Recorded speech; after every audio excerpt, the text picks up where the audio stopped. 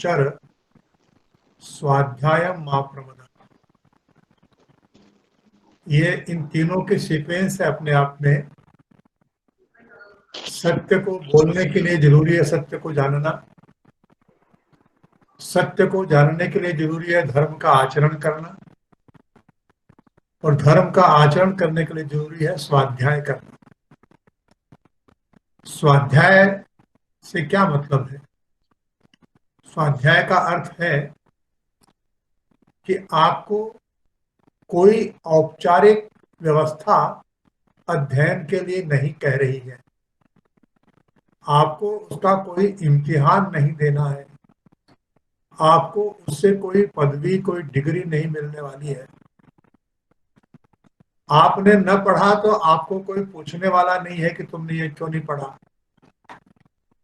जब आपके भीतर जिज्ञासा उत्पन्न होती है और उस जिज्ञासा को शांत करने के लिए आप जो चिंतन और मनन करते हैं वह आपके स्वाध्याय का हिस्सा है। इसके लिए हमारे यहाँ कथा है एक उपनिषद में। कथा ये है, हम सब जानते हैं कि प्रकाश यह ज्ञान का प्रतीक है, अंधकार यह अज्ञान का प्रतीक है। ये मैं प्रतीक इसलिए कह रहा हूं कि प्रकाश कोई ज्ञान नहीं है, अंधकार कोई अज्ञान नहीं है। इनको प्रतीक इसलिए बनाया है कि प्रकाश में हमें चीजें दिखने लगती हैं और अंधकार में हमको चीजें दिखती नहीं है। लेकिन प्रकृति के प्रांगण में प्रकाश और अंधकार का समान महत्व है। अंधकार न हो तो प्रकाश का कोई महत्व ही नहीं रहेगा, और प्रकाश न हो तो मानव की सृजनशीलता आकार नहीं लेगी। इसलिए प्रतीक के रूप में हमारे मनीषियों ने अंधकार और प्रकाश को क्रमशः अज्ञान और ज्ञान का प्रतीक बताया गया।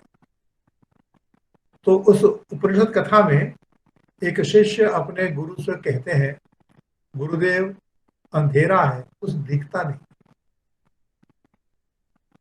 तो अब वो शिष्य तो अध्ययनशील व्यक्ति है, पढ़ा लिखा आदमी है, उसे दिखता क्यों नहीं? तो इसका मतलब है कि जो कुछ उसने अब तक पढ़ा है उससे उसकी जिज्ञासाएं शांत नहीं हुई।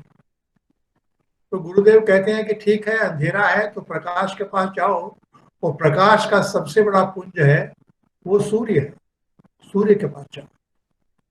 तो शिष्य कहता है, नहीं गुरुदेव, सूर्य के प्रकाश में वह सत्य नहीं दिखता जो मैं चाहता हूं।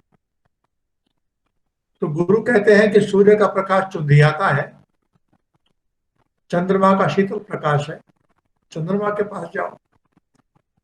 तो शिष्य पुनः कहता है, नहीं, चंद्रमा के प्रकाश में भी वह सत्य नहीं दिखता है। तो गुरु कहते हैं कि ठीक है, सूर्य का प्रकाश तेजस्वी है, चंद्रमा का शीतल है, तुम तारों के प्रकाश में देखो, वो मध्यम प्रकाश है। तो शिष्य कहता है, क्या गुरुवर, जो सूर्य से नहीं दिखता, चंद्र से नहीं दिखता, वह तारों से क्या दिखेगा? तो गुरुदेव कहते तो कोई बात नहीं, जरा अपने घर का दिया जलाओ, शायद तुमको उससे प्रकाश दिखे। तो कहता है शिष्य, नहीं गुरुदेव, उससे भी नहीं दिखता। तो अंत में गुरु कहते हैं, आत्मदीपो भव, अपने भीतर का दिया जला। जब बाहर के औजार, बाहर के साधन तुम्हारी जिज्ञासाएं शांत करने में असमर्थ हो जाए, तुम अपने भीतर झांको, अपने भीतर देखो, और उसे कहा गया आत्मदीपो भव। इसी आत्मदीपो भव को पंडित दीनदयाल जी ने अपने शिक्षा विवेचन में जो शिक्षक त्रयी कही है, उसे स्वाध्यायम मा प्रमद कहा है। दीनदयाल जी ने जो समष्टि और व्यष्टि को जोड़ने वाला प्रथम सूत्र है शिक्षा, उस शिक्षा के संदर्भ में 3 आयाम बताए हैं। पहला है परिवार में माँ कहा है, माता प्रथम गुरु, द्वितीय है आचार्य देवो भव, और तृतीय है स्वाध्यायम माँ प्रपद। तो भारतवर्ष के परिवार यह अपने आप में शिक्षालय है, विद्यालय है, जिसकी कुलाधिपति माँ है। तो कहा गया माता प्रथम गुरु।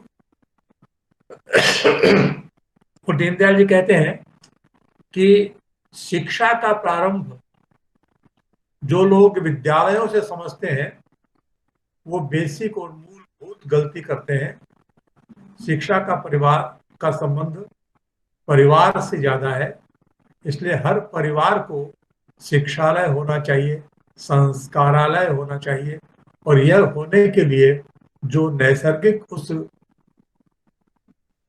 कुलपति है उस विश्वविद्यालय की, तो वह माँ है। और कहा माता प्रथम गुरु।